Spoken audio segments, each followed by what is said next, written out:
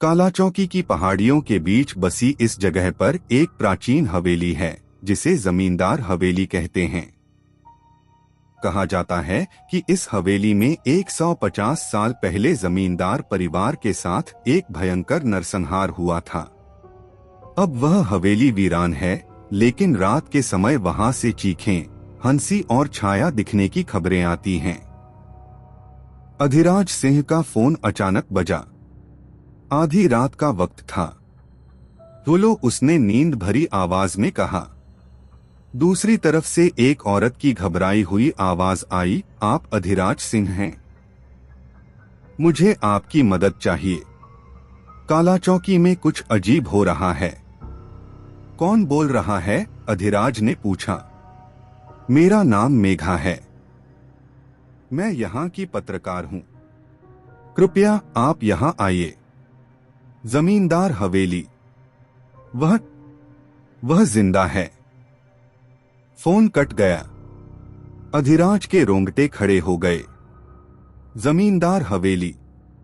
उसने इसके बारे में सुना था, लेकिन हमेशा इसे एक कहानी समझा था। यह सब क्या हो सकता है? उसने खुद से पूछा। लेकिन उसके अंदर का जासूस अब तक पूरी तरह जाग चुका था। अधिराज कालाचौकी पहुंचते ही देखता है कि पूरा गांव किसी अजीब सन्नाटे में डूबा हुआ है। लोग उसे घूरते हैं, जैसे उसे पहचानने की कोशिश कर रहे हों। क्या आप पत्रकार मेघा को जानते हैं? उसने गांव के एक बुजुर्ग से पूछा। बुजुर्ग ने कांपती आवाज में कहा, क्या? मेघा? वह तो पिछले हफ्ते मर गई बेटा। क्या? अधिराज ने चौंक कर पूछा। अधिराज सन्न रह गया। उसका सिर चकरा रहा था। मेघा मरी हुई है? तो मुझसे बात किसने की थी? उसने खुद से बुदबुदाते हुए पूछा। गांव के बुजुर्ग ने उसके चेहरे की बेचैनी देखकर कहा, बेटा, जमींदार हवेली से दूर रहना। वहां किसी को नहीं जाना चाहिए। उसने कई लोगों को निगल लिया है। जो भी वहां जाता है वह वापस नहीं आता। लेकिन अधिराज को ऐसा लगा जैसे कोई अदृश्य ताकत उसे उस हवेली की ओर खींच रही हो। उसने पास के एक छोटे से ढाबे में रुककर चाय पीने की कोशिश की। अंदर से अजीब सा डर महसूस हो रहा था, लेकिन वह डर को अपनी मन स्थिति पर हावी नहीं होने देना चाहता था। तभी ढाबे के मालिक ने उससे पूछा, आप यहाँ नए लगते हो, किस लिए आए हो? मैं पत्रकार मेघा से मिलने आया हूँ। ढाबे का मालिक सहम गया। उसकी आंखों में डर साफ झलक रहा था। मेघा का नाम मत लो। उसकी मौत भी जमींदार हवेली के कारण ही हुई थी। उसने वहां जाने की कोशिश की थी। और क्या? अधिराज ने उत्सुकता और बेचैनी से पूछा। और उसकी लाश हवेली के बाहर मिली थी। उसका चेहरा किसी ने ऐसे खरोंच दिया था जैसे कोई जानवर हो। उसके नाखून टूटे हुए थे और उसके मुंह से खून निकल रहा था। पुलिस ने इसे जंगली जानवर का हमला बताया, लेकिन क्या? लेकिन मैंने रात को देखा था। उस रात हवेली से लाल रोशनी निकल रही थी और कोई किसी को जोर से हंसते हुए चिल्ला रहा था। अधिराज ने अपनी चाय खत्म की और उठ खड़ा हुआ। उसे अब यह तय हो चुका था कि जमींदार हवेली के इस रहस्य को सुलझाना उसकी जिम्मेदारी है। अंधेरा घिर चुका था। ठंडी हवा ने पूरे गांव को भयावह बना दिया था। अधिराज ने अपनी टॉर्च और पिस्तौल संभाली और हवेली की ओर बढ़ने लगा। रास्ते में उसे पेड़ों की शाखाएं हिलती हुई महसूस हुई। वह बार बार मुड़कर देखता, लेकिन पीछे कोई नहीं था। जब वह हवेली के गेट तक पहुंचा, तो उसकी रफ्तार धीमी हो गई। वह जगह खामोशी से घिरी हुई थी, लेकिन हवा में एक अजीब सी सड़ांध थी, जैसे किसी चीज को सालों से सड़ने के लिए छोड़ दिया गया हो। हवेली का विशाल गेट खुद से चरमराकर खुल गया। यह कैसे हो सकता है? अधिराज ने खुद से पूछा। उसके दिल की धड़कन तेज हो गई। वह टॉर्च की रोशनी में हवेली के आंगन को देखने लगा। चारों ओर घास उग आई थी और जगह जगह मिट्टी में अजीब आकृतियां बनी हुई थीं, जैसे किसी ने उन्हें अपने नाखूनों से खरोंचा हो।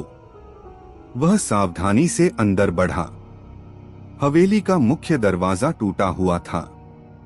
अंदर अंधेरा था और दीवारों पर पुराने जाले लटके हुए थे। कोई यहाँ है? अधिराज ने जोर से पुकारा। कोई जवाब नहीं आया। लेकिन तभी उसे ऊपर की मंजिल से किसी के हंसने की आवाज सुनाई दी। अधिराज का खून ठंडा हो गया। यह कौन है? उसने फिर चिल्लाकर पूछा।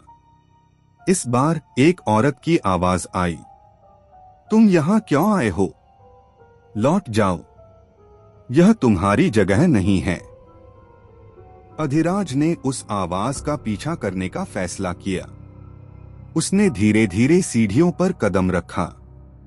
सीढ़ियां चरमराईं, जैसे वे कभी भी गिर सकती हों। ऊपर का कमरा खुला हुआ था। अंदर एक पुरानी खाट पड़ी थी, जिस पर धूल जमी हुई थी। एक कोने में एक टूटा हुआ आईना रखा था। अचानक आईने में अधिराज ने किसी को अपने पीछे खड़ा देखा। उसने झट से पीछे मुड़कर देखा, लेकिन वहां कोई नहीं था। यह सब क्या है? मैं क्या देख रहा हूं? उसने खुद से कहा। तभी खिड़की जोर से खुली और हवा का झोंका कमरे में घुस आया। कमरे की दीवारों पर खून से लिखे कुछ शब्द दिखाई देने लगे। तुम्हें यहां नहीं होना चाहिए। अधिराज ने दीवार को छुआ। खून ताजा था। तभी उसे कमरे के बाहर एक औरत की परछाई दिखी। वह धीरे धीरे सीढ़ियों से नीचे जा रही थी। रुको! अधिराज ने चिल्लाया और उसकी तरफ भागा। वह परछाई हवेली के एक और कमरे में घुस गई। जब अधिराज उस कमरे में पहुंचा तो उसने देखा कि वह पूरी तरह खाली था। लेकिन तभी कमरे का दरवाजा खुद से बंद हो गया। धड़ाम! क्या यह वही है जिसने मुझे कॉल किया था? अधिराज ने महसूस किया कि उसका सांस लेना भारी हो रहा है।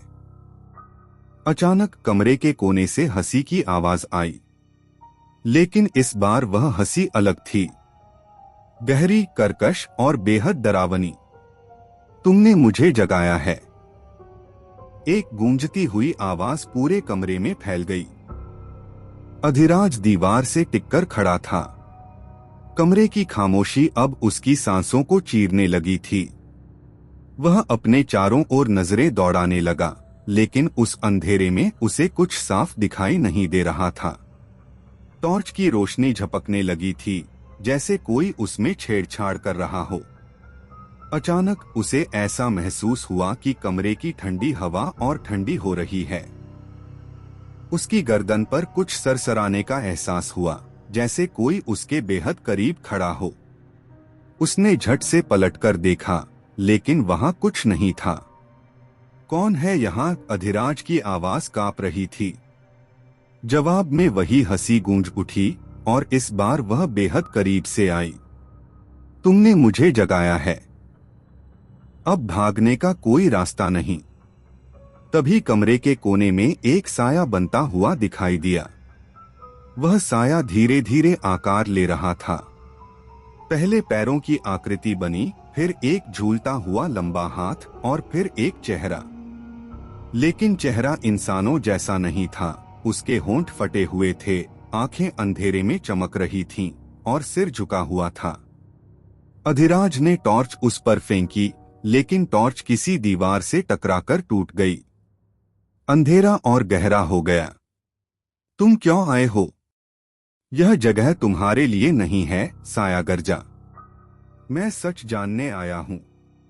जो कुछ भी यहाँ हो रहा है, उसके पीछे का कारण पता लगाना मेरी जिम्मेदारी है, अधिराज ने साहस जुटाकर जवाब दिया। साया ठहाका लगाकर हंसा। सच? हाँ हाँ हाँ। क्या तुम सच झेल पाओगे? अचानक कमरे में सब कुछ बदलने लगा। अधिराज को ऐसा लगा जैसे वह समय में पीछे चला गया हो। अब वह उसी हवेली में था, लेकिन यह पहले जैसी बर्बाद नहीं थी। दीवारें चमचमाती हुई थीं, फर्श पर लाल कालीन बिछा हुआ था और खिड़कियां सजी हुई थीं। हवेली गुलजार थी। यह क्या हो रहा है? उसने खुद से पूछा। एक आदमी भारी आवाज में चीखते हुए सीढ़ियों से उतरा। वह जमींदार लग रहा था। उसके पीछे एक महिला थी जो बुरी तरह से रो रही थी। महिला ने चीखकर कहा, आपने उसे क्यों मारा? वह सिर्फ आपकी मदद करना चाहती थी। जमींदार ने उसकी ओर देखा। उसकी आंखों में क्रूरता झलक रही थी। वह चुड़ैल थी। अगर मैंने उसे नहीं मारा होता तो वह हमारे पूरे परिवार को खत्म कर देती। महिला फूट फूट कर रोने लगी। तभी अधिराज को जमींदार के हाथों में एक खूनी खंजर दिखाई दिया। खंजर से खून टपक रहा था और जमीन पर खून के धब्बे बने हुए थे। अधिराज इस दृश्य को देख ही रहा था कि अचानक महिला ने एक अभिशाप जैसा कुछ बड़बड़ाया। तुमने निर्दोषों का खून बहाया है। अब यह हवेली तुम्हारा कब्रिस्तान बनेगी। तुम्हारा परिवार और तुम्हारी आत्मा यहाँ हमेशा के लिए फंसी रहेगी। जमींदार चीखने लगा और कमरे की हर चीज अपने आप जलने लगी। अधिराज की आंखों के सामने सब कुछ फिर से बदल गया। अब वह वापस वर्तमान में था। कमरे में वही ठंडक थी, लेकिन इस बार उसे अपने पीछे कई कदमों की आहट सुनाई दी। कौन है? उसने चिल्लाकर पूछा, लेकिन उसकी आवाज थरथरा गई। अचानक वह साया फिर से प्रकट हुआ। इस बार उसके साथ और भी साए थे, पुरुष, महिलाएं और बच्चे। सभी के चेहरे पर भयानक घाव थे और उनकी आंखें अधिराज को घूर रही थीं। तुम भी हमारे जैसे बनोगे, एक बच्चे की कराहती हुई आवाज आई। अधिराज ने अपनी जेब से माचिस निकाली और उसे जलाने की कोशिश की, लेकिन उसकी उंगलियां कांप रही थीं। तभी एक साया उसकी ओर झपटा और उसकी गर्दन पर अपने लंबे बर्फ जैसे हाथ रख दिए। अधिराज को ऐसा महसूस हुआ जैसे उसकी सांसें रुक जाएंगी। तुम इस जगह से बच नहीं सकते।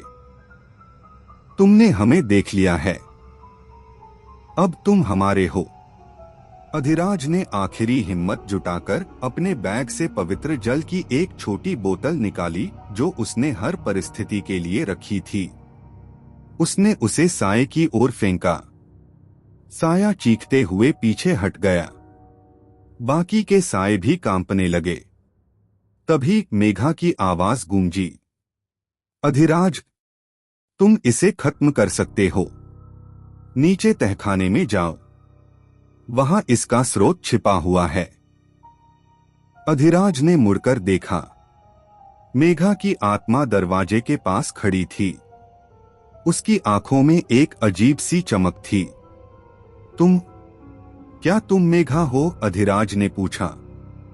हाँ, लेकिन मेरे पास समय नहीं है। तहखाने में जाओ, वही इसका अंत है। मेघा की आत्मा ने जैसे ही अधिराज को तहखाने में जाने को कहा, उसकी आवाज हवा में विलीन हो गई। अधिराज को महसूस हुआ कि वह अब और अकेला नहीं है। हवेली के हर कोने से चीखें, फुसफुसाहटें और धीमी हंसी गूंजने लगीं। तहखाने में जाओ, वह खुद से बुदबुदाया। लेकिन वह जानता था कि उसके पास और कोई रास्ता नहीं है। हवेली का मुख्य हॉल पूरी तरह वीरान और सर्द था। अधिराज की नजर एक पुराने दरवाजे पर पड़ी जिसके ऊपर से जालों की मोटी परत लटक रही थी। दरवाजे पर एक अजीब निशान उभरा हुआ था, जैसे किसी ने नाखूनों से उसे खरोंचा हो। यही है तहखाने का रास्ता, उसने सोचा और दरवाजे की ओर बढ़ा। जैसे ही उसने दरवाजे को छूने की कोशिश की, अचानक पूरा कमरा हिलने लगा।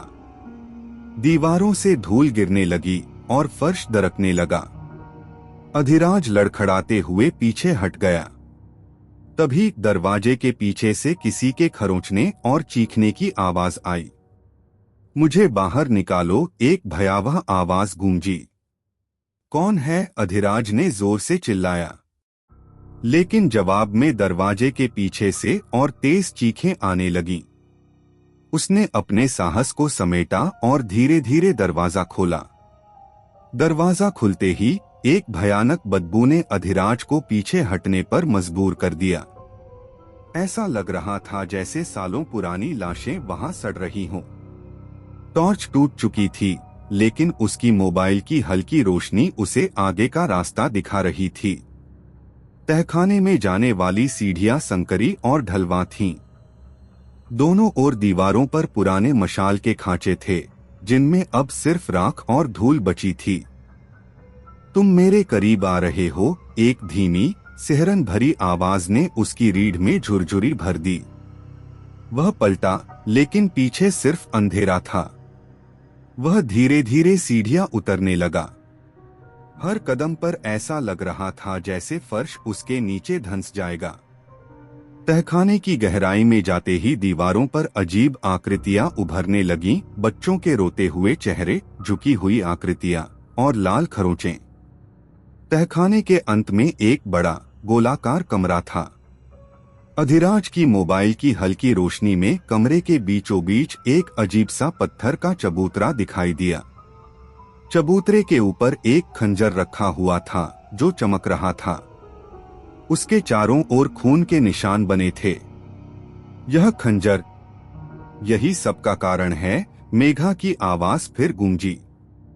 तुम कहाँ हो? अधिराज ने पूछा। मुझे मत ढूंढो, इस खंजर को नष्ट करो, यही श्राप का स्रोत है। अधिराज ने चबूतरे के करीब पहुंचने की कोशिश की, लेकिन तभी हवा भारी हो गई।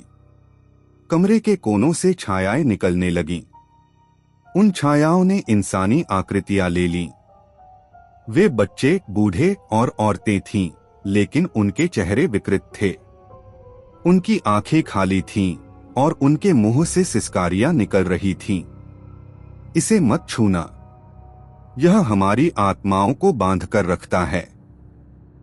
अधिराज ने महसूस किया कि वे आत्माएं उसकी ओर बढ़ रही थीं। उसने जल्दी से अपने बैग से पवित्र जल की एक और शीशी निकाली और उसे हवा में छिड़क दिया। आत्माएं चीखने लगीं। उनकी आवाजें इतनी तेज थीं कि अधिराज को अपने कान ढकने पड़े। अधिराज ने खंजर को उठाने की कोशिश की। जैसे ही उसने उसे छुआ, पूरा तहखाना हिलने लगा। खंजर के चारों ओर से एक भयानक ऊर्जा निकलने लगी। तभी एक छाया कमरे के बीच में प्रकट हुई। यह छाया औरों से अलग थी। यह जमींदार की आत्मा थी। उसके हाथ खून से सने हुए थे और उसकी आंखों में आग की लपटें थीं। तुमने हमारी नींद क्यों खराब की? जमींदार की आत्मा गरजी। तुमने निर्दोष लोगों की जान ली है। मैं तुम्हारे पाप का अंत करने आया हूँ। अधिराज ने खंजर को कसकर पकड़ा। तुम क्या सोचते हो यह इतना आसान होगा? मैं इस खंजर से बंधा हूँ। इसे नष्ट करते ही मेरी आत्मा इस दुनिया में पूरी तरह आजाद हो जाएगी, और तब मैं तुम्हें और इस गांव को खत्म कर दूंगा। अधिराज ठिठक गया।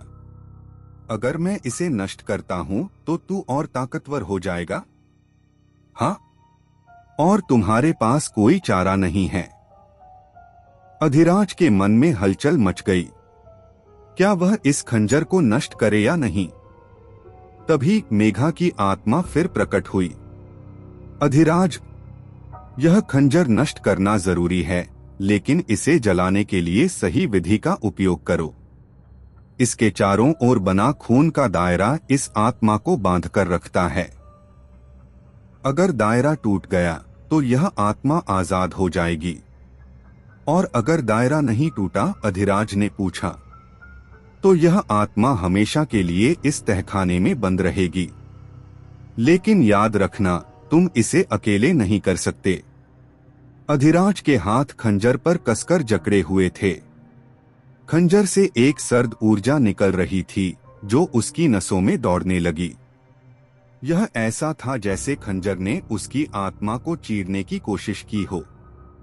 जल्दी करो अधिराज, खून का दायरा टूटने मत दो, मेघा की आवाज हर कोने में गूंजने लगी। लेकिन खंजर के चारों ओर हवा तेज हो रही थी। दीवारों से अजीब अजीब आकृतियां निकलने लगीं, झुकी हुई, टेढ़ी मेढ़ी और हड्डियों के ढांचे से भरी। उनकी आंखों से खून बह रहा था और वे धीरे धीरे चबूतरे की ओर बढ़ रही थीं। तुम हमें रोक नहीं सकते, वे सभी एक साथ चीखीं। उनकी आवाजें इतनी तीव्र थीं कि अधिराज को अपने कानों पर हाथ रखना पड़ा। अधिराज ने महसूस किया कि कमरे की गंध अब असहनीय हो गई थी। ऐसा लग रहा था जैसे सड़ी हुई लाशों को सालों से यहाँ रखा गया है। खून का दायरा चबूतरे के चारों ओर चमक रहा था, लेकिन वह धीरे धीरे मध्यम पड़ने लगा। अगर दायरा टूटा तो सब खत्म हो जाएगा, मेघा की चेतावनी ने अधिराज के डर को और गहरा कर दिया। तभी एक डरावनी आकृति, जो जमींदार की आत्मा से बड़ी लग रही थी, दायरे के बाहर प्रकट हुई। उसकी लंबाई छत तक पहुंच रही थी और उसकी आंखें जलती हुई कोयले जैसी थीं। तुम मेरी ताकत को समझ नहीं पाए। यह खंजर मुझे कमजोर नहीं करता, यह मेरी शक्ति है। जमींदार की आत्मा के कहने के साथ ही कमरे का तापमान और गिर गया। अधिराज को लगा जैसे उसकी सांसें रुक जाएंगी।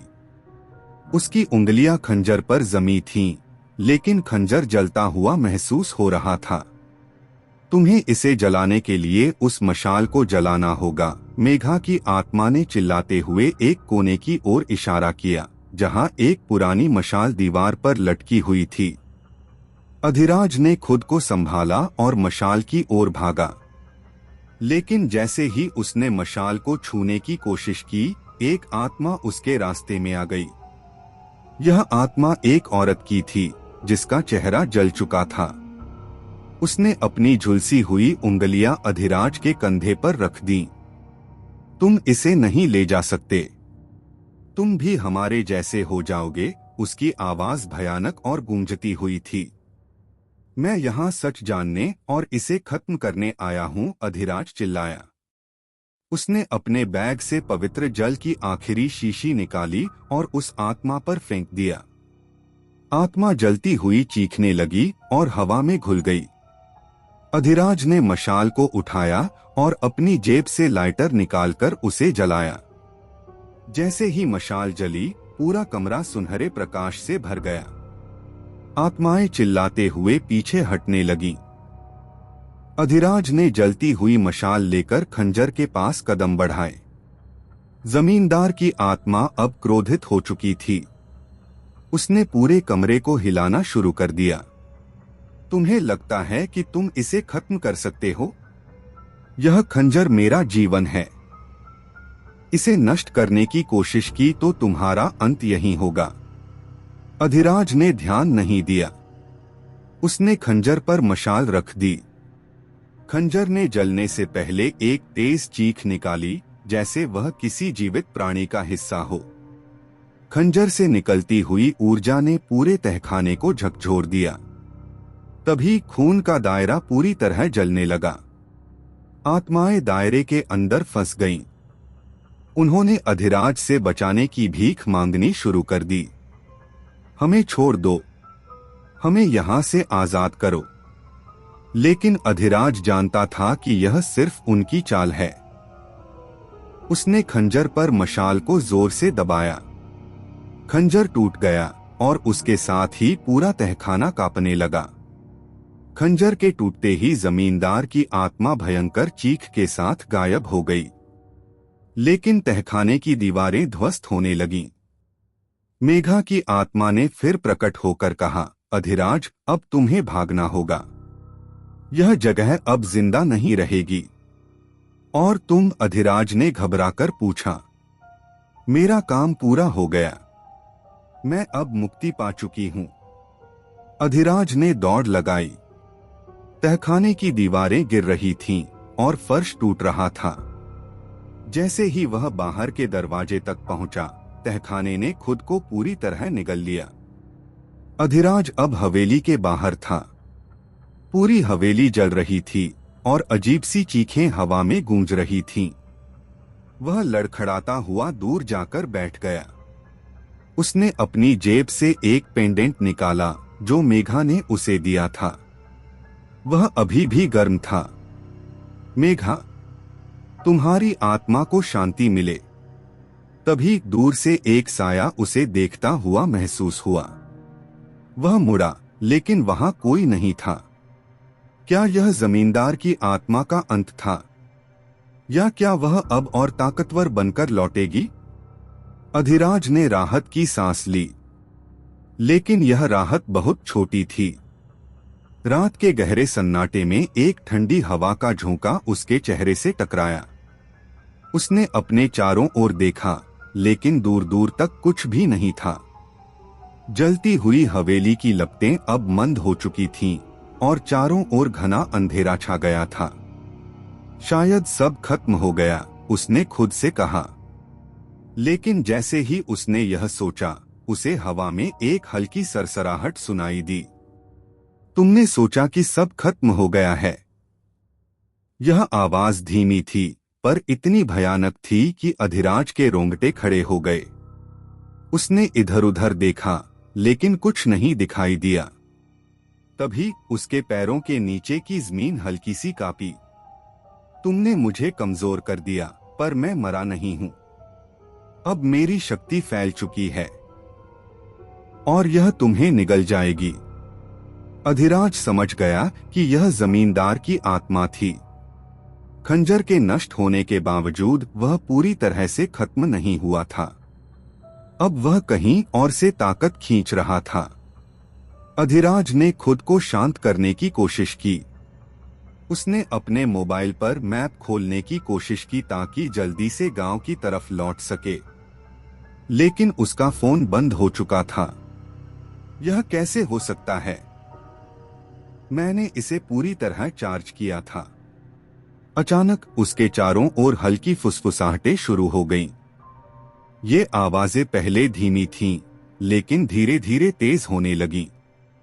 वापस मत जाओ, यह तुम्हारा अंत है। हमें यहां से बाहर ले चलो। अधिराज ने पीछे मुड़कर देखा।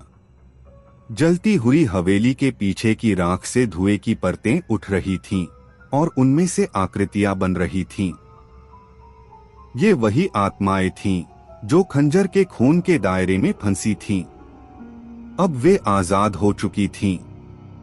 तुमने हमें खंजर से बांधने वाले बंधन तोड़ दिए। अब यह दुनिया हमारी है। अधिराज ने भागने का फैसला किया। वह जंगल की तरफ दौड़ने लगा। हवेली अब उसकी नजरों से दूर हो रही थी, लेकिन फुसफुसाहटें पीछा कर रही थीं। तभी एक ठंडी उंगली ने उसके कंधे को छुआ। उसने पलटकर देखा और वहां एक बच्ची खड़ी थी। उसकी आंखें खाली थीं और उसका मुंह खून से सना हुआ था। तुम हमें क्यों छोड़कर भाग रहे हो? उसने धीमी और ठंडी आवाज में पूछा। अधिराज का दिल जोर से धड़कने लगा। तुम कौन हो? उसने हिम्मत जुटाकर पूछा। बच्ची के चेहरे पर एक भयानक मुस्कान उभरी।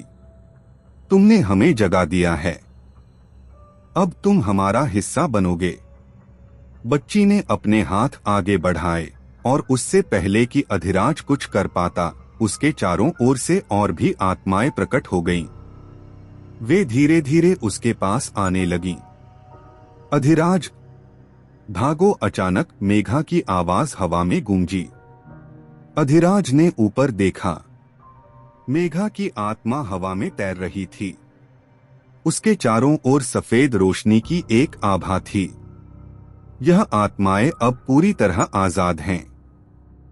इन्हें वापस बांधने का सिर्फ एक ही तरीका है। कैसा तरीका? अधिराज ने चिल्लाकर पूछा। तुम्हें उन सभी के दर्द को स्वीकार करना होगा। जब तक इनकी कहानियां सुनी नहीं जाएंगी, तब तक ये मुक्त नहीं होंगी। लेकिन यह प्रक्रिया तुम्हारे लिए जानलेवा हो सकती है। अधिराज के सामने दो विकल्प थे, या तो वह भागकर अपनी जान बचाने की कोशिश करे या इन आत्माओं को उनकी मुक्ति दिलाने के लिए उनके साथ रह जाएं। अधिराज ने रुकने का फैसला किया। अगर यह मेरी गलती है कि मैंने इन्हें जगा दिया, तो अब इन्हें मुक्ति दिलाना मेरी जिम्मेदारी है। आत्माएं धीरे धीरे उसके चारों ओर इकट्ठा होने लगीं। हर आत्मा की आंखों में गुस्सा और दर्द झलक रहा था। पहली आत्मा आगे आई। यह एक किसान की आत्मा थी। उसने कराहते हुए कहा, उस जमींदार ने मेरी फसलें छीन ली। जब मैंने विरोध किया तो उसने मुझे और मेरे परिवार को मार दिया। दूसरी आत्मा एक जवान औरत की थी। मुझे चुड़ैल कहकर इस तहखाने में कैद कर दिया गया। मैंने कुछ गलत नहीं किया था, बस मदद करना चाहती थी। अधिराज ने उनकी कहानियां सुननी शुरू की। हर आत्मा की कहानी दिल दहला देने वाली थी। वे सभी जमींदार के क्रूर अत्याचार का शिकार हुई थीं। जैसे जैसे अधिराज आत्माओं की कहानियां सुनता गया, उनके चेहरे का गुस्सा कम होता गया। वे धीरे धीरे शांत होने लगीं। अब हम तुम्हें छोड़ देंगे, उन्होंने कहा। तभी जमींदार की आत्मा फिर प्रकट हुई। वह भयानक गुस्से में था। तुमने मेरी ताकत छीन ली। मैं तुम्हें और इन सबको खत्म कर दूंगा। अधिराज ने पीछे मुड़कर देखा। मेघा की आत्मा ने अपनी सारी शक्ति इकट्ठा की और जमींदार की आत्मा पर वार किया। यह तुम्हारा अंत है। अब कोई तुम्हें बचा नहीं सकता। जमींदार की आत्मा चीखते हुए गायब हो गई। सुबह की पहली किरण के साथ अधिराज ने खुद को जंगल के किनारे पाया। हवेली अब पूरी तरह खंडहर बन चुकी थी। आत्माएं मुक्त हो चुकी थीं। लेकिन उसके मन में अभी भी एक सवाल था, क्या यह सब सच में खत्म हो चुका है या कुछ और बाकी है? अधिराज ने जंगल के किनारे खड़ा होकर चारों ओर देखा। हल्की धुंध अब फैलने लगी थी और हवा में अजीब सी ठंडक थी। उसके दिमाग में अभी भी हवेली की घटनाएं ताजा थीं, वो आत्माएं, जमींदार का खंजर और मेघा की आवाज। सब खत्म हो चुका है। उसने खुद को समझाने की कोशिश की, लेकिन उसका दिल उसे लगातार सावधान कर रहा था। वह धीरे धीरे गांव की ओर बढ़ा। सूरज उग रहा था, लेकिन वातावरण में अजीब सा तनाव था। गांव की गलियां अब वीरान लग रही थीं। हर घर का दरवाजा बंद था और खिड़कियों के पीछे से झांकती आंखें अधिराज का पीछा करती महसूस हो रही थीं। गांव की मुख्य चौपाल पर पहुंचकर अधिराज ने देखा कि वहां कोई नहीं था। उसने सोचा कि शायद लोग अपने घरों में दुबक गए हैं, लेकिन यह सन्नाटा डरावना था। तभी एक बूढ़ा आदमी धीरे धीरे उसके पास आया। उसकी आंखें गहरी और थकी हुई थीं। उसने अधिराज को घूरते हुए कहा, तुमने हवेली में जो किया, उससे सब कुछ बदल गया है। क्या मतलब? मैंने आत्माओं को मुक्त कर दिया। सब खत्म हो गया है, अधिराज ने झुंझलाते हुए जवाब दिया। बूढ़े ने उसकी ओर झुककर फुसफुसाते हुए कहा, सब खत्म नहीं हुआ बेटा। तुमने कुछ ऐसा किया है जो कभी नहीं होना चाहिए था। हवेली के अंदर जो ताकतें बंद थीं, वे अब पूरी तरह से आजाद हैं और उनका गुस्सा अब गांव पर बरसेगा। अधिराज को लगा कि यह आदमी पागल हो चुका है। उसने जवाब दिया, मैंने वही किया जो सही था। जमींदार की आत्मा को खत्म करना जरूरी था। बूढ़ा आदमी हंसा, लेकिन उसकी हंसी में दर्द था। जमींदार की आत्मा खत्म नहीं हुई।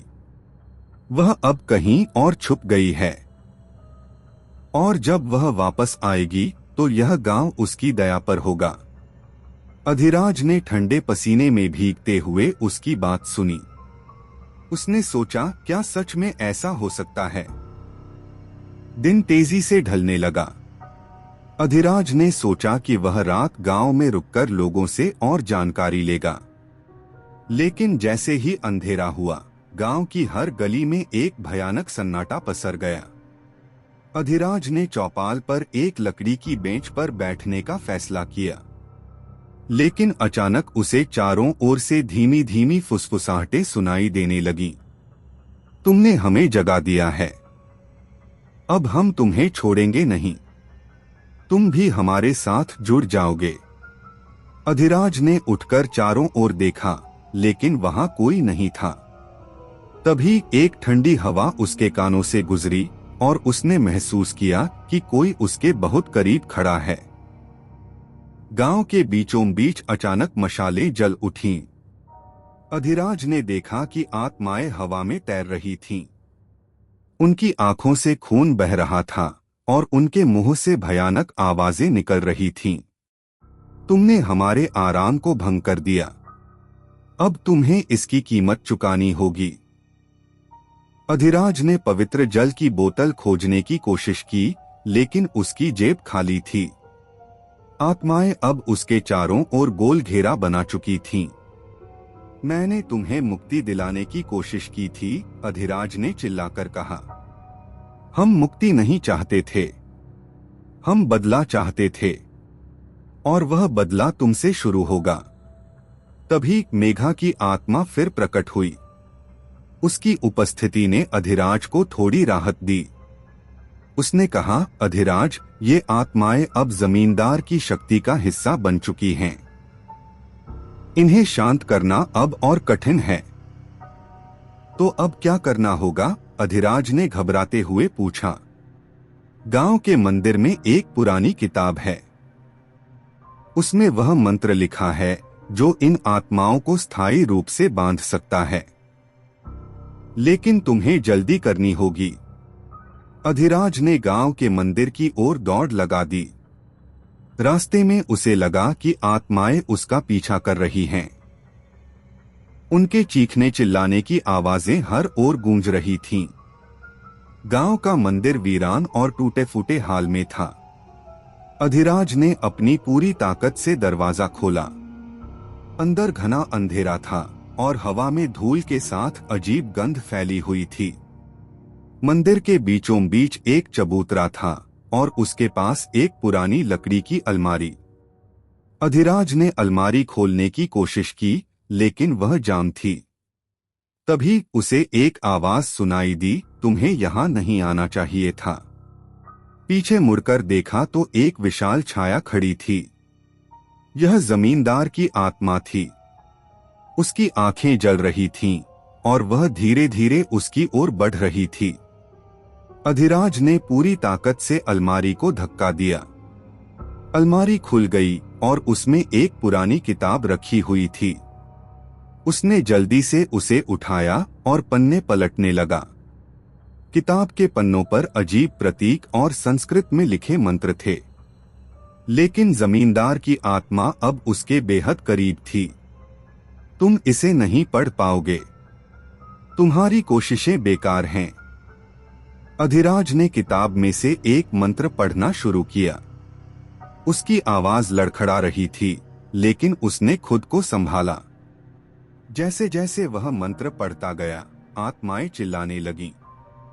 जमींदार की आत्मा ने जोर से चीखते हुए कहा, तुम मुझे रोक नहीं सकते, मैं हमेशा के लिए लौटूंगा। मंत्र पूरा होते ही मंदिर की दीवारों से तेज रोशनी फूटने लगी। आत्माएं एक एक करके गायब होने लगीं। जमींदार की आत्मा भी दर्द भरी चीख के साथ धुएं में बदल गई। अधिराज घुटनों के बल गिर गया। उसने महसूस किया कि मंदिर का माहौल अब शांत हो गया था। लेकिन जैसे ही उसने चैन की सांस ली, किताब का आखिरी पन्ना अपने आप पलट गया। वहां लिखा था, जो इसे पढ़ेगा वह आत्माओं का संरक्षक बन जाएगा। अब तुम्हारा जीवन तुम्हारा नहीं रहा।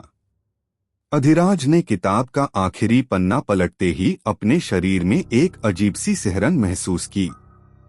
आखिरी वाक्य ने उसकी रीढ़ को जैसे जमाकर रख दिया था। जो इसे पढ़ेगा वह आत्माओं का संरक्षक बन जाएगा। अब तुम्हारा जीवन तुम्हारा नहीं रहा। उसके हाथ से किताब फिसलकर जमीन पर गिर गई। उसने तुरंत किताब को दूर धकेलने की कोशिश की, लेकिन जैसे ही उसने ऐसा किया, किताब ने खुद को फिर से खोल लिया। अचानक मंदिर की दीवारों पर अजीब से प्रतीक उभरने लगे। उन प्रतीकों से एक हल्की रोशनी फूटने लगी, जो धीरे धीरे अधिराज की ओर बढ़ने लगी। वह हड़बड़ाकर पीछे हटना चाहता था, लेकिन उसके पैर जमीन से चिपक गए। यह क्या हो रहा है? मुझे जाने दो, उसने चिल्लाकर कहा। दीवारों पर उभरते प्रतीकों से निकलती रोशनी ने अब अधिराज को पूरी तरह घेर लिया। उसकी आंखों के सामने हर वह आत्मा प्रकट हो रही थी जिसे उसने हवेली में देखा था। उन आत्माओं के चेहरे अब पहले से शांत थे, लेकिन उनकी आंखें अधिराज को घूर रही थीं। एक भयानक और गहरी आवाज ने सन्नाटे को तोड़ते हुए कहा, तुमने हमारे दर्द को समझा, हमारी कहानियां सुनी। अब तुम्हें हमारा बोझ उठाना होगा। मैंने तो तुम्हारी मदद की। यह सजा क्यों? अधिराज ने चीखते हुए पूछा। आवाज गूंजी, यह सजा नहीं, जिम्मेदारी है। हमारी कहानियां अब तुम्हारे साथ जुड़ गई हैं। तुम्हें यह सुनिश्चित करना होगा कि कोई और हमारी तरह पीड़ित न हो। अधिराज के शरीर में अचानक एक अजीब सी जलन महसूस हुई। उसके सीने पर कुछ गहरा और चमकता हुआ उभर रहा था। उसने नीचे देखा तो वहां एक प्रतीक खुद गया था, मंदिर की दीवार पर बने प्रतीकों जैसा। यह चिन्ह तुम्हें हमारी शक्ति देता है, लेकिन साथ ही हमारी पीड़ा भी। जब तक तुम हमारी कहानियां पूरी दुनिया तक नहीं पहुंचाओगे, तुम्हें शांति नहीं मिलेगी। जैसे ही रोशनी फीकी पड़ी, मंदिर का माहौल शांत हो गया। अधिराज लड़खड़ाते हुए बाहर आया। गांव अब पहले जैसा लग रहा था, लेकिन उसके भीतर सब कुछ बदल चुका था। वह जानता था कि अब वह कभी सामान्य जीवन नहीं जी सकेगा। उसके भीतर हर आत्मा की कहानी गूंज रही थी। वे दर्द, भय और अन्याय की कहानियां थीं। गांव के लोग धीरे धीरे अपने घरों से बाहर आने लगे। वे सब अधिराज को ऐसे देख रहे थे जैसे वह कोई रहस्य हो। बूढ़ा आदमी जो पहले उसे चेतावनी दे रहा था, उसके पास आया और मुस्कुराया। तुमने वह किया जो कोई और नहीं कर सका। तुमने इन आत्माओं को शांति दी, लेकिन उनका दर्द अब तुम्हारा है। याद रखना, यह बोझ तुम्हें मजबूत बनाएगा, लेकिन साथ ही कमजोर भी। अधिराज ने गांव छोड़ने का फैसला किया। वह जानता था कि अब उसे अपनी बाकी जिंदगी आत्माओं की कहानियों को दुनिया के सामने लाने में लगानी होगी। उसने अपने बैग में किताब रखी और मंदिर की ओर आखिरी बार देखा। आकाश अब साफ था, लेकिन उसे ऐसा लगा कि कहीं न कहीं जमींदार की आत्मा अब भी छुपी हुई है, किसी नई ताकत के साथ लौटने की योजना बना रही है। जैसे ही अधिराज गांव से निकला, उसकी आंखों में दर्द और दृढ़ता थी।